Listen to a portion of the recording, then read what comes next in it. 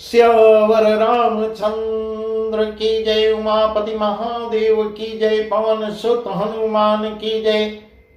भक्त तुलसीदास की जय।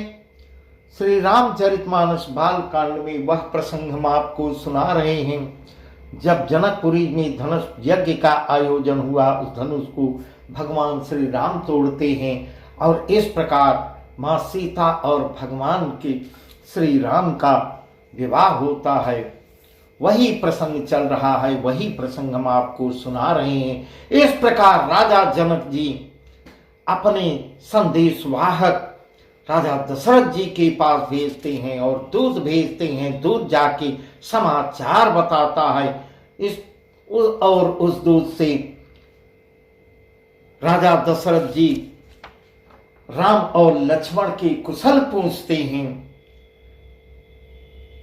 इस प्रकार वही प्रसंग है, वही प्रसंग। सुनहु मही पतिव कुटुम, सुनहु मही पतम कुटमणि, तुम समधन्य को राम लखन जिनके तनय बेश विभूषण दो। वह दूत लोग क्या उत्तर देते हैं? हे राजाओं के शिरोमणि मुकुटमणि, सुनिए, आपके समान धन्य और कोई है ही नहीं। पृथ्वी पर आपके समान कोई धन्य है नहीं, जिनके राम लक्ष्मण जैसे पुत्र हैं, जो दोनों विश्व के विभूषण हैं। केवल आपके यहाँ आपके ही पुत्र नहीं है, वे पूरे विश्व के आभूषण हैं। पूछन जग जन नतनय तुम्हारे, पुरुष सिंह त्यों पुर उजियारे, जिनके जस प्रताप के आगे, ससिमलीन रवि शीतल लागे। इनका कही नाथ किम चीने, देखी रवि की दीप कर लीने। से स्वयंवर भूपयने का, से स्वयंवर भूपयने का, समटे सुभट एक ते एका।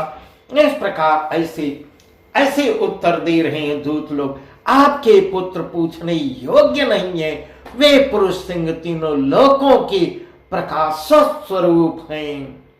जिनके यश के आगे चंद्रमा मलिन और प्रताप के आगे सूर्य शीतल लगता है। तिनकर कही नाथ किम चीन्हे, देखे रवि की दीप कर लीने। से स्वयंवर भूपयनी का, समटे सुबट एकते एका। हे नाथ, उनके लिए आप कहते हैं कि उन्हें कैसे पहचाने? उनके लिए विषय में आप पूछ रहे हैं, क्या उनको कैसे पहचाने हो? क्या सूर्य को हाथ में दीपक लेकर देखा जाता है? सीता जी के स्वयंवर में अनेकों राजा, पृथ्वी पर के अनेकों राजा, यहां तक कि देवता दनुज सब भेष बदल बदल के गए थे। एक एक से बढ़कर योद्धा एकत्र हुए थे। शंभु सरासन काउन टारा, हारे सकल वीर वरियारा। तीन लोक महजी भटवानी, सबके सकत शंभु धनुवानी। सकई उठाई सरासुर मेरु, सोई हार गयो कर फेरु। जही कौतुक शिव शैल उठावा, सोते ही सभा पराभव पावा। इस प्रकार कह रहे हैं कि शिव जी के धनुष को कोई भी वहां एकत्र किसी में से कोई राजा उठा नहीं सकता है। सारे बलवान वीर हार जाते हैं। तीनों लोकों में जो वीरता के अभिमानी थे, ऐसे ऐसे राजा एकत्र हुए थे। शिव जी के धनुष के सबकी शक्ति तोड़ दी। बाणासुर जो सुमेर को भी उठा सकता था, सकई उठा सरासर मेरु, सो ही हार गयो कर फेरु। जय कौतुक से शैल उठावा, सोते सभा पराभव पावा। वह भी हृदय में हार कर परिक्रमा करके चला जाता है। धनुष की परिक्रमा करके चला गया। और जिसने खेल में कैलाश को उठा लिया था, वही रावण की बात कर रहा हूं।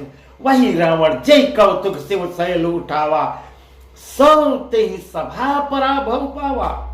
वह रावण भी उस सभा में पराजय को प्राप्त हुआ है। हे राजन, इस प्रकार के प्रसंग बता रहे हैं दूत लोग। तहाँ राम रघुवंश मनि सुनी महामहिपाल, भंजऊ चाप प्रयास बिनु जिमि गज पंकज लाल, जिमि गज पंकज लाल। हे महाराज जी सुनिए, वहां जहां ऐसे योद्धा, ऐसे वीर योद्धा हार मान गए, रघुवंश शिरोमणि श्री रामचंद्र जी ने बिना ही प्रयास के, वहां सब एकत्र हुए थे, बहुत बड़ी भीड़ थी, वहां सबके सामने बिना ही प्रयास के किसी ने कोई देख भी नहीं पाया। इतने शीघ्रता से धनुष को उठाए, शिव के धनुष को वैसे ही तोड़ डाले हैं जैसे हाथी जो है कमल की डंडी को तोड़ता है, उसी धनुष को कमल की डंडी के समान तोड़ डालते हैं। सुनि सरस भृगुनायक आए, बहुत भांति तिनि आँखि दिखाए, देखि राम बलु निज धनु दीन्हा, करि बहु विनय गवनु बन कीना। राजन राम अतुल बल जैसे, तेज निधान लखन पुनि तैसे, कंपहि भूप बिलोकत जाके, जिमि गज हरि किशोर की ताके, जिमि गज हरि किशोर की ताके। धनुष टूटने की बात सुनकर परशुराम जी वहां आए थे और इतने क्रोधित होके परशुराम जी आए थे, उन्होंने बहुत प्रकार से आंख लाल लाल किए हुए आंख दिखाते हैं, दिखलाए। अंत में उन्होंने भी श्री रामचंद्र जी के बल को देखकर अपना धनुष दे दिया और हार मान करके विनती करके, वह राम की श्री राम की स्तुति करके विनती करके वन को गमन कर लिए। राजन राम अतुल बल जैसे, तेज निधान लखन पुनि तैसे, कंपहि भूप लोकत जाके, जिमि गज हरि किशोर के ताके। हे राजन, जैसे श्री रामचंद्र जी अतुलनीय बली हैं, वैसे ही तेज निधान लक्ष्मण जी भी हैं, जिनके देखने मात्र से लक्ष्मण जी जिधर देख देते थे, देखने मात्र से राजा लोग वहां कंपन पैदा हो जाती थी।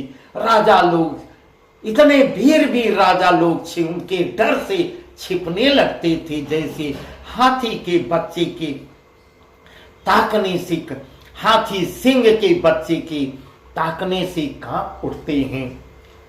देखी देव तो बालक दो, आंख नया की अब नया की तरयावत को, गुत बचन रचना प्रिय लागे, प्रेम प्रताप वीर रस पागे। सभा समय उरा कभा समेत राउ अनुरागे, दूतन देन निछावरी लागे, कहीं अनीति ते मुदहि काना, धर्म विचार समहि सुख माना।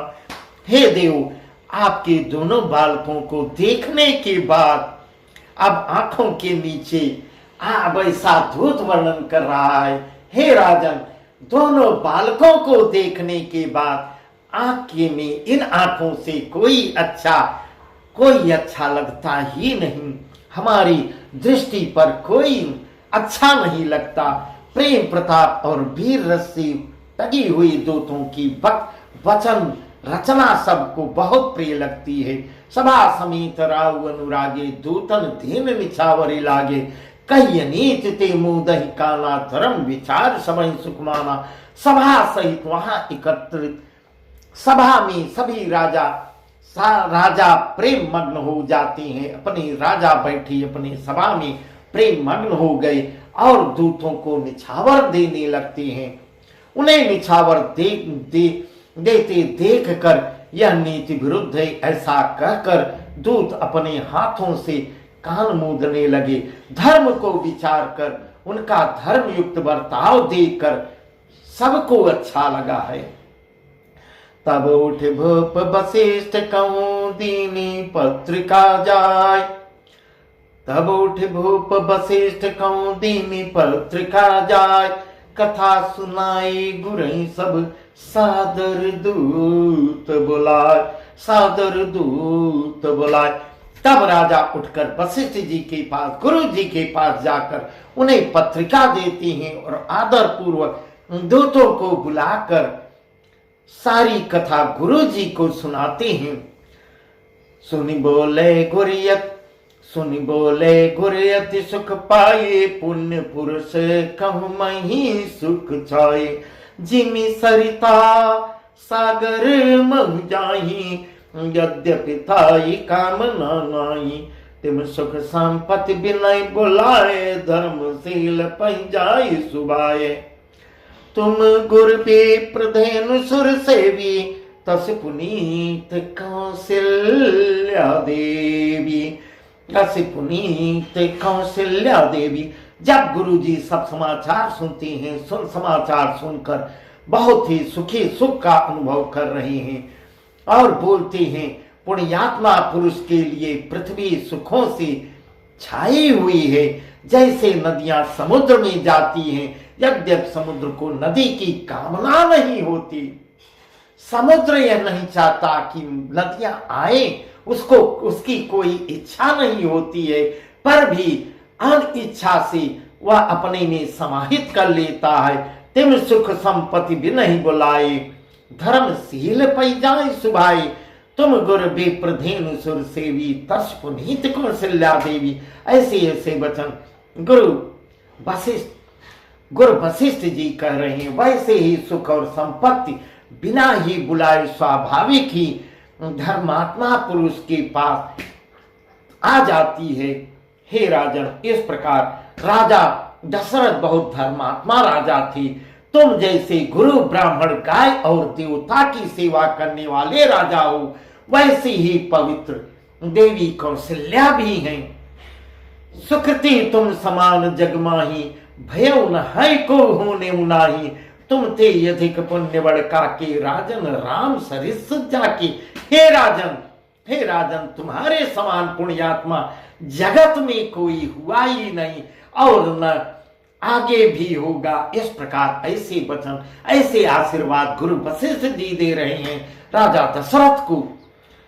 तुम्हारे समान पुण्यात्मा जगत में न कोई हुआ है और न आगे ही होगा। हे राजन, तुमसे अधिक पुण्य और किसका होगा, जिसके राम जैसे पुत्र हैं, राम सरीखे जिसके पुत्र हों, उससे भी बड़ा धर्मात्मा कोई होगा।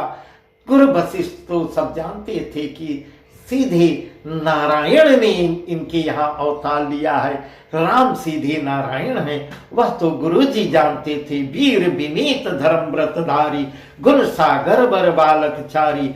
नम कर सर्व काल कल्याणा, सजहु बरात बजाई निशाना। और हे राजन, जिसके चारों बालक वीर हैं, विनम्र धर्म का व्रत धारण करने वाले और गुणों के सुंदर समुद्र हैं, तुम्हारे लिए सभी कालों में कल्याण है। अतएव डंका बजवाकर इस प्रकार गुरु जी आदेश करते हैं, हे राजन, डंका बजवा दो, डंका बजवा कर और बारात ले चलने की तैयारी करो। इस प्रकार गुरु जी से अनुमति आ जाते हैं। बारात सजवा कर चलो, चलहु बेग सुन गुर बचन, चलहु बेग सुन गुर बचन। भले नाथ सिरनाय, भूपति गमने भवन तब, धूतनवार सुदेवाय, धूतनवार सुदेवाय। और जल्दी करो, जल्दी चलो। इस प्रकार ऐसे आदेश जब गुरु जी के देते हैं, गुरु जी के ऐसे वचन सुनकर हे नाथ बहुत अच्छा लगा, बहुत अच्छे, बहुत हाथ जोड़कर दशरथ जी ऐसा कहकर आदेश को सर पे रख के ऐसा कहकर और सिर नवाकर गुरु जी के सामने सिर नवाकर दूतों को डेरे में विश्राम करवाते हैं। विश्राम करने के लिए इशारा करते हैं। राजा अपने महल में चले जाते हैं। राजा सबुर निवास बुलाए, जनक पत्र का बाँच सुनाए। राजा सब रनिवास बुलाए, जनक पत्र का बाँच सुनाए। सुन संदेश सकल हर्षानी, अपर कथा सब भूप बखानी। प्रेम प्रफुल्लित राजहि रानी, मनहु से खीन सुनि बारिद बानी। मुदित अशेष देहि गुर नारी, अति आनंद मगन महतारी। राजा ने सारे रनिवास को बुलाकर जनक जी की पत्रिका बांध कर सुनाया। समाचार सुनकर सब रानियां इतनी हर्षित होती हैं। राजा ने फिर दूसरी सब बातों को जो दूतों के मुख से सुनी थी उसका भी वर्णन किए। प्रेम प्रफुल्लित राजहि रानी, मनहु सिखिन सुनि बारिद बानी। प्रेम में प्रफुल्लित हुए रानियां ऐसे सुशोभित हो रही हैं जैसे मोरनी बादलों की गरज सुनकर प्रफुल्लित होती है। बड़ी बूढ़ी अथवा गुरुओं की स्त्रियां प्रसन्न होकर आशीर्वाद दे रही हैं। माताएं अत्यंत आनंद में मग्न हो जाती हैं। ले ही परस्पर यति प्रेमाते, हृदय लगा जुड़ा वही छाते। राम लखन कै कीरति करनी, बारही बार भूप बर बरनी, बारही बार भूप बर बरनी। प्रसाद कहीं द्वार सिधाए, रानीन तब महिदेव बुलाए। दिए दान आनंद समेता, चले बेप्रवर आशीष देता। उस अत्यंत प्रिय पत्रिका को आपस में लेकर सब हृदय से लगाकर अपनी छाती को शीतल कर रही हैं। राजाओं में श्रेष्ठ राजा दशरथ जी ने श्री राम लक्ष्मण की कीर्ति और करनी का बारंबार वर्णन किया है। राम लखन के कीर्ति करनी, बारंबार भूपवर बरनी। उन्होंने प्रसाद कहीं द्वार सिधाए, रानी ने तब महिदेव बुलाए। यह सब मुनि की कृपा है, ऋषि मुनि की कृपा है। ऐसा कहकर वे बाहर चली जाती हैं। तब रानियों ने ब्राह्मणों को बुलवाई हैं। रानियां ब्राह्मणों को बुला के आनंद सहित उन्हें बहुत अधिक दान देती हैं। श्रेष्ठ ब्राह्मण आशीर्वाद देते हुए वहां से विदा होते हैं। जांचक लिए हकार दिन निछावर कोट विधि, गिरजीवं सुत चार चक्रवर्ती दशरथ के। फिर भिक्षुओं को बुलाकर करोड़ों प्रकार की भिखारियों को निछावर दे रही हैं। चक्रवर्ती महाराज दशरथ के चारों पुत्र चिरंजीवी हों, इस प्रकार के भिखारी लोग दान ले रहे हैं, हाथ उठा उठा के आशीर्वाद दे रहे हैं। इस प्रकार बस आज का प्रसंग यहीं तक। आगे का प्रसंग बहुत ही सुंदर है। अब आप बारात की तैयारी होगी, बारात लेकर राजा दशरथ जी जाएंगे। यह प्रसंग हम आपको कल बताएंगे। सियावर रामचंद्र की जय, उमापति महादेव की जय, पवन सुत हनुमान की जय।